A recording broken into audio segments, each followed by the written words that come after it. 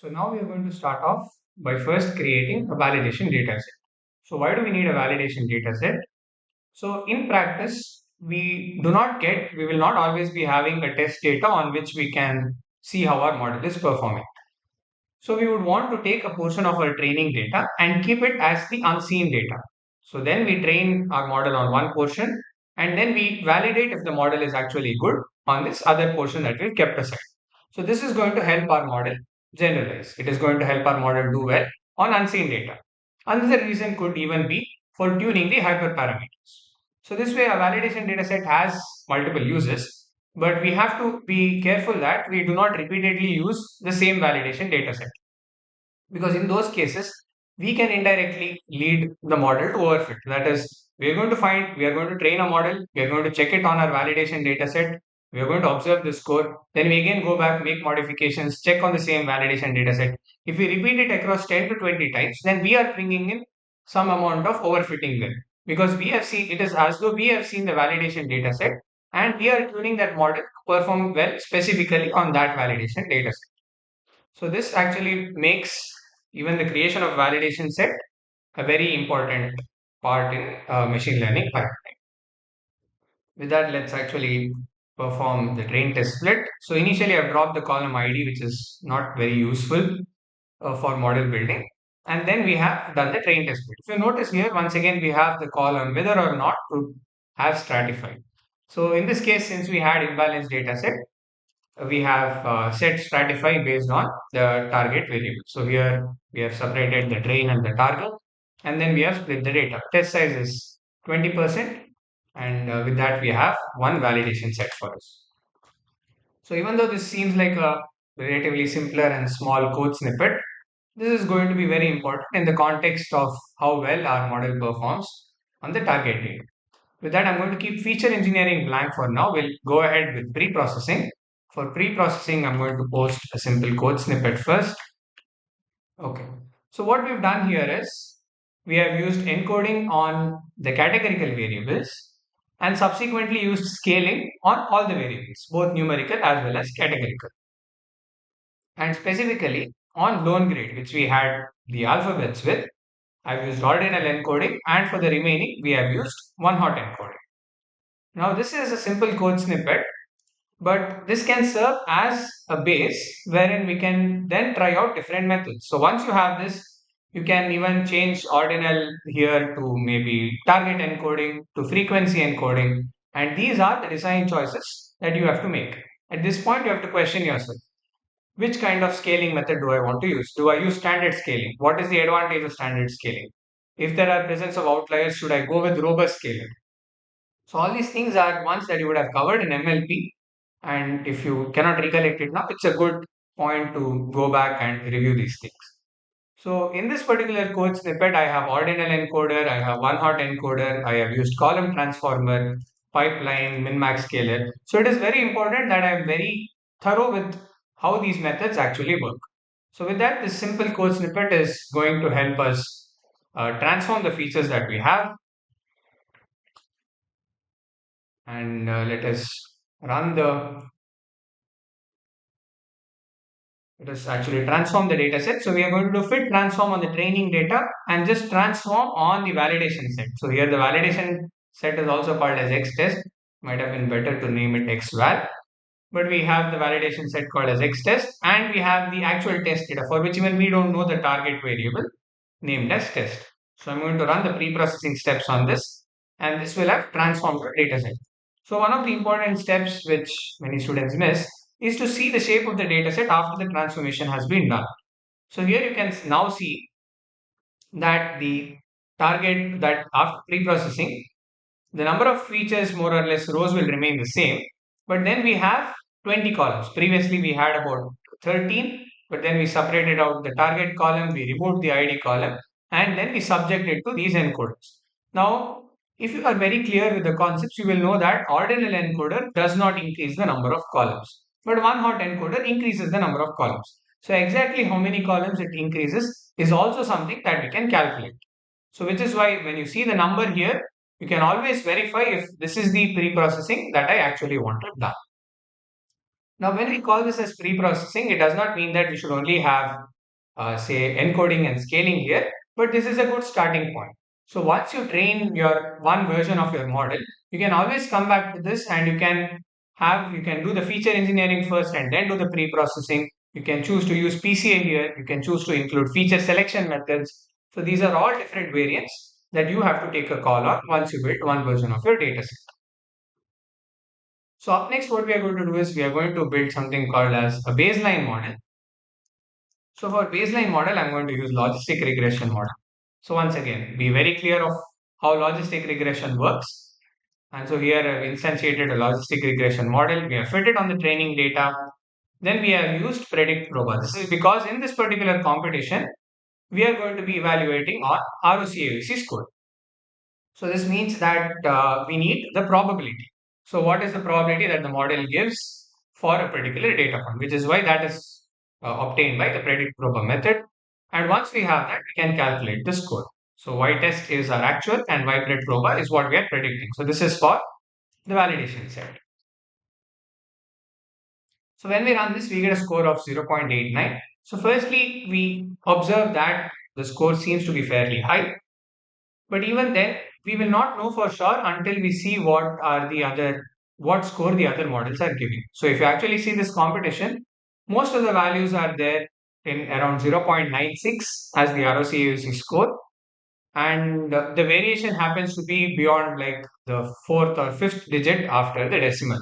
So it means that even a score of 0.960 might not be a very good score at the end of the day.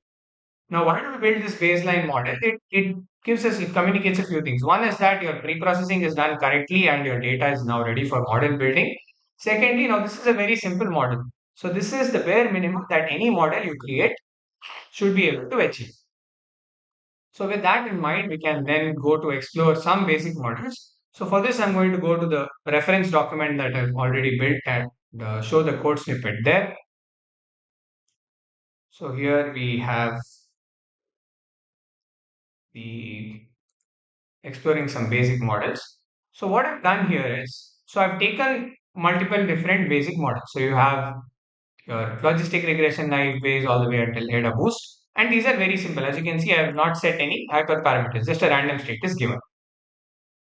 Then here, instead of just evaluating on one function, I want to see its performance on different evaluation metrics.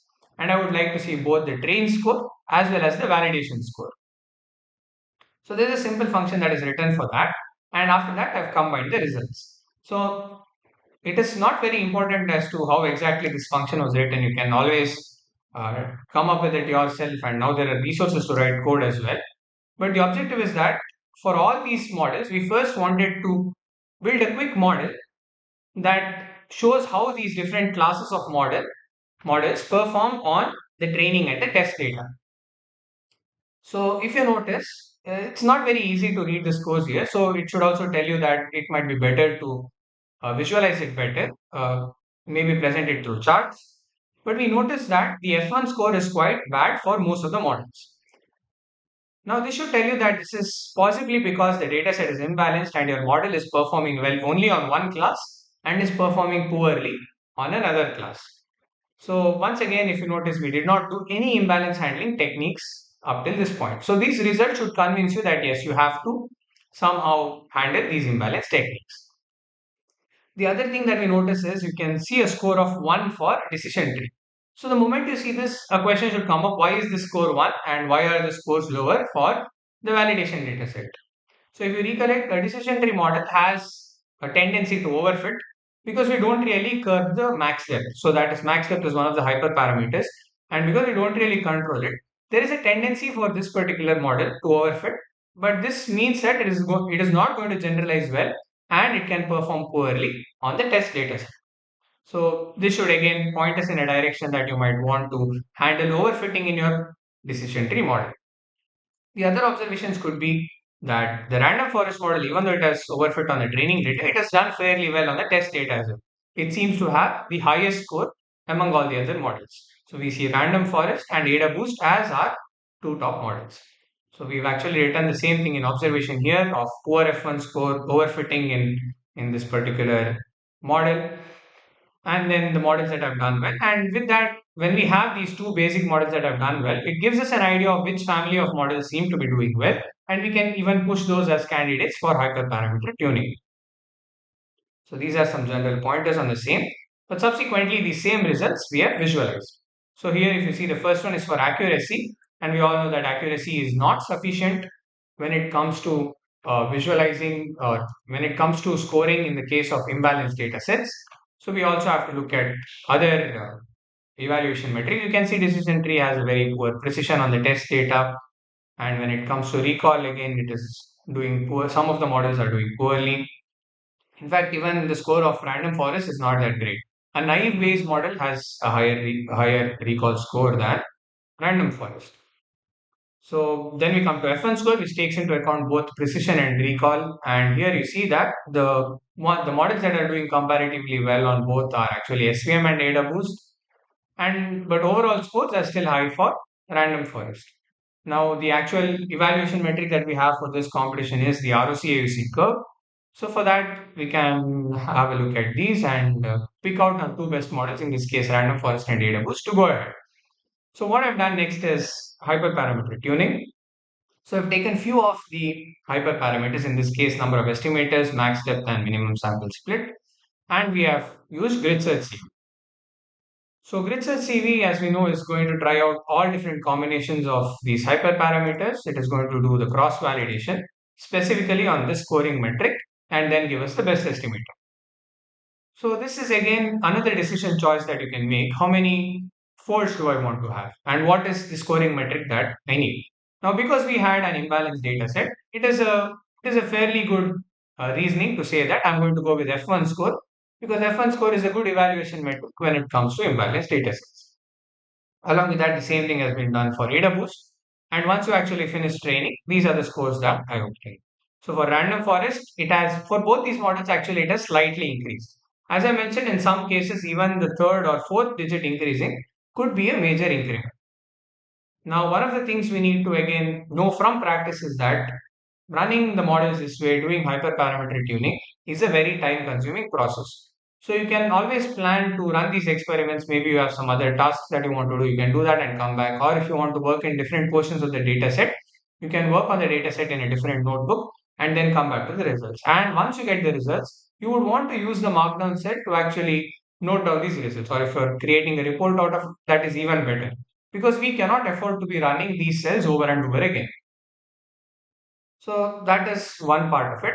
And then here I've chosen to include the XGB classifier specifically because for a long time, gradient boosting models such as XGB classifier, LGBM classifier have all been dominant in most Kaggle competitions.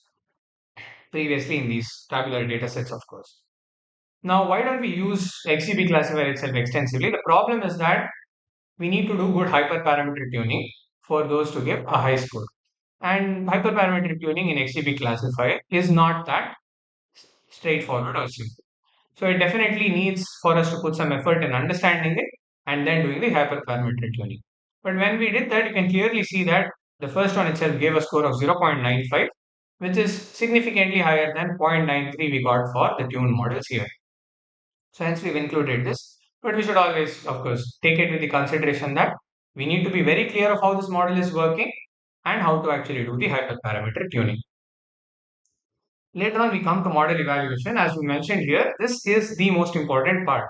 So any decision choice that you've done previously, the end goal is whether or not it has improved your score. So that means for that, we have to actually understand how that evaluation metrics work, what are the range of values they take, what is the mathematical formulation. So if I take the case of R2 score, many of them end up giving a wrong value for the range. So what does the score actually mean? What does an R2 score of 1 mean? What does an R2 score of 0 mean? So these are things that we have to focus on. Unless we know the evaluation metric, how do we know that our model has actually given a good score? How do we interpret that score? Now with that, in our specific case, we have ROCAUC. So we can first start by plotting it and we see the score here. And then we even have something called as confusion matrix. So this is going to tell us how many points have been classified correctly and how many have been misclassified.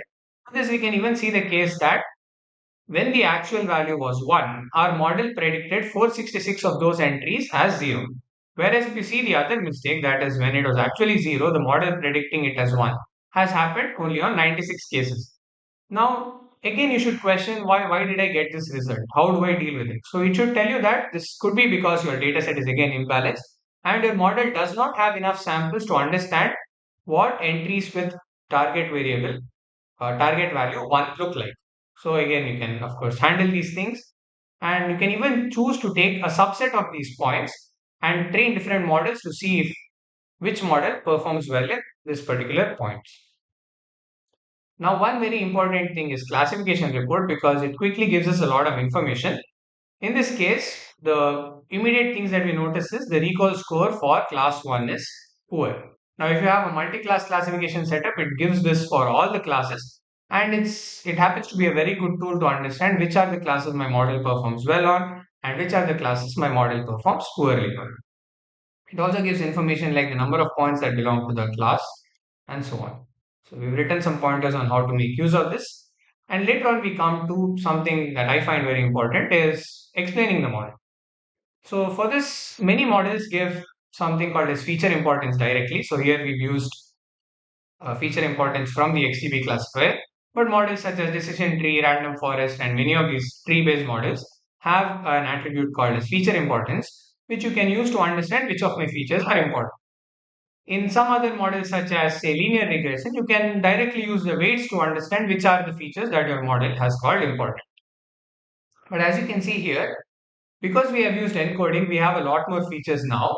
And these features are instead represented by these numbers here, F0, F6, F1, and so on. And this is not really very useful to us. So one of the tasks that you have to do when you see this is, this actually happens because of the pre-processing step. So this should take you back to the pre-processing step where you can convert the what you get when you do the pre-processing, you convert your data frame to a numpy array. So you can then choose to convert it back to a pandas data frame and even add back the variable names. So that way, when you actually plot this, you're going to get the feature names. So this was mostly for the feature importance and analysis of. And finally, we can do the same on the original test data that we had in this competition. And this is a small code snippet for it. Later on, you can click on the submit button to actually give your model to the competition. And I think this gave a score of 0.95 in this competition. So this was the overall end-to-end process. As you notice, we did not really focus on explaining many methods here. So what we, because you've already seen those in your courses of MLF, MLT and MLP and maybe even your deep learning courses. But what we actually want you to take out is the process of building these things. That you need to stop at every point and question, how does this thing work? Should I be using this? What are the alternatives that I have? And how do I interpret these results? I hope that this particular video has helped you in that regard. And next time you're going to and use this sort of as a template and make sure that you're building more informed models and also present these things well.